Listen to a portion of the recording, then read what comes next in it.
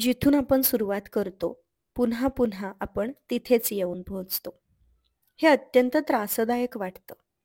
दरवेळी आपण मोठ्या उत्साहाने सुरुवात करतो, पण सातत्याने आपल्यावरती आघात होत राहतात आणि आपली प्रगती खुंटते. असं तुम्हालाही वाटतंय का? तुमच्यासोबतही असं घडतंय का? मग हा व्हिडिओ शेवटपर्यंत जरूर बघा.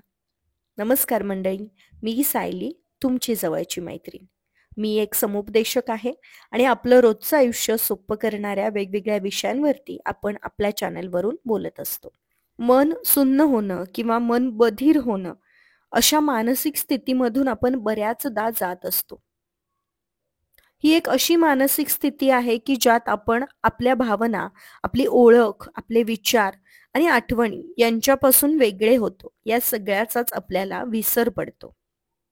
ज्यांना सतत ताणतणावांना तोंड द्यावं लागतं, ते बहुतेक वेळा मानसिक आणि शारीरिक दृष्ट्या एकमेकांपासून अलग असतात. म्हणजे बऱ्याचदा आपण शरीराने एका ठिकाणी असतो, पण आपलं मन मात्र तिथं नसतं.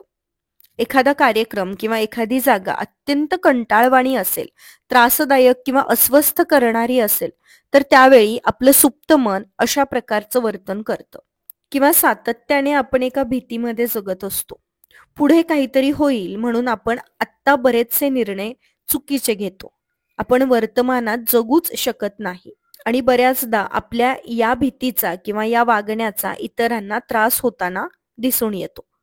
आपली वाढ कशीही आणि कोणत्याही परिस्थितीमध्ये जरी झालेली असली, तरी देखील आपण वेळेनुसार स्वतःला शांत करत, स्वतःच्या भावनांचं निरीक्षण करत जर पुढे चालत राहिलो, तर एखाद्या आघाताचा आपल्यावरती जास्त काळ परिणाम टिकून राहणार नाही. पण आपण होतायत ते आघात फक्त झेलत राहिलो, दुर्लक्ष करत राहिलो, तर त्याचा परिणाम आपल्या मनावरती कुठेतरी खोलवर रुतून राहतो. संयम ठेवणं म्हणजे फक्त आघातांना झेलत राहणं नव्हे, तर जे आघात आपल्यावरती होत आहेत त्यामध्ये स्वतःला सावरणं, स्वतःला योग्य ते प्रश्न विचारून, स्वतःच्या भावनांचं निरीक्षण करून त्यांचं योग्य पद्धतीने सॉर्टिंग करणं गरजेचं असतं.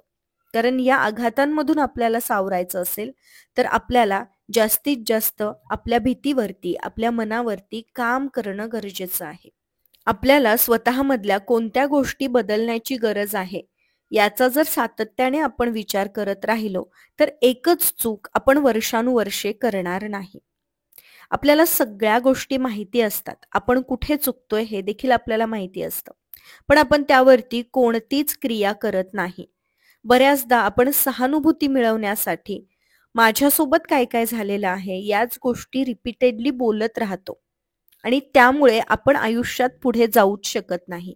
आपण वर्तमानात राहूच शकत नाही.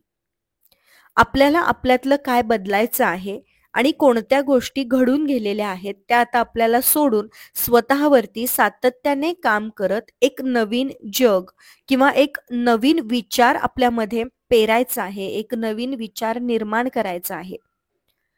आपण जोपर्यंत हे स्वीकारणार नाहीये की जे घडून गेलंय तो एक भूतकाळ आहे आणि आता मला नव्या गोष्टी माझ्या जीवनामध्ये पेरायच्या आहेत.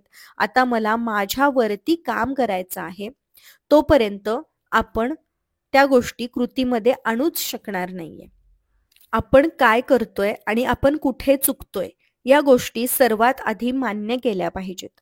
जोपर्यंत आपण आपल्यातल्या चुका मान्य करत नाही, तोपर्यंत आपण त्या सुधारूच शकणार नाही. चुकांच्या पुढे एक्सप्लेनेशन द्यायची बऱ्याचदा आपल्याला वाईट सवय लागते आणि याचा पूर्ण कुटुंबावरती खूप जास्त वाईट परिणाम होताना दिसतो. जोपर्यंत आपण आपल्या चुका स्वीकारून त्याच्यावरती काम करायला चालू करणार नाही, तोपर्यंत आपण स्वतःही आनंदी राहणार नाही आणि आपल्या आजूबाजूचे लोक सुद्धा आनंदी राहू शकत नाहीत. आघातांपासून जर आपल्याला मुक्त व्हायचं असेल, तर आधी आपण कुठे चुकतोय आणि आपल्याला काय बदलायचं आहे याचा विचार करून त्याची एक यादी तयार केली पाहिजे.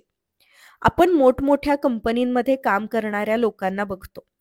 ते त्यांच्या समोर येणाऱ्या प्रोजेक्टवरती 100 नाही तर 1000% देऊन काम करत असतात.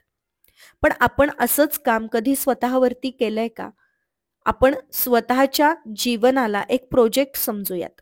आपल्या आजूबाजूच्या लोकांना एक प्रोजेक्ट समजूयात, स्वतःला एक प्रोजेक्ट समजूयात आणि मला माझ्यातली कोणती गोष्ट बदलायची आहे याची यादी समोर ठेवून आपण दिवसातून किमान 15 ते 20 मिनिटं स्वतःला वेळ देत स्वतःला या सहानुभूतीतून किंवा अशा या आघातांमधून मुक्त करूयात.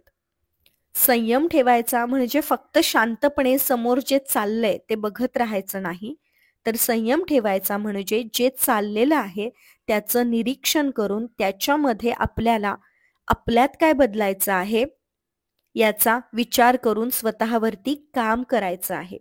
संयम ठेवल्यानंतर माणूस बदलतो. का बदलतो? तर त्या संयमामध्ये प्रत्येक मनुष्य हा स्वतःवरती काम करत असतो. अशा कोणत्या आपल्या चुका आहेत ज्या आपण वर्षानुवर्षे करत आलोय त्याची एक यादी करूयात आणि मला आजूबाजूच्या परिस्थितीनुसार माझ्यातल्या कोणत्या गोष्टी बदलायच्या आहेत त्याची एक यादी करून थोडासा स्वतःमध्ये आत्मविश्वास भरून या 2 गोष्टींवरती काम करायला सुरुवात करूया.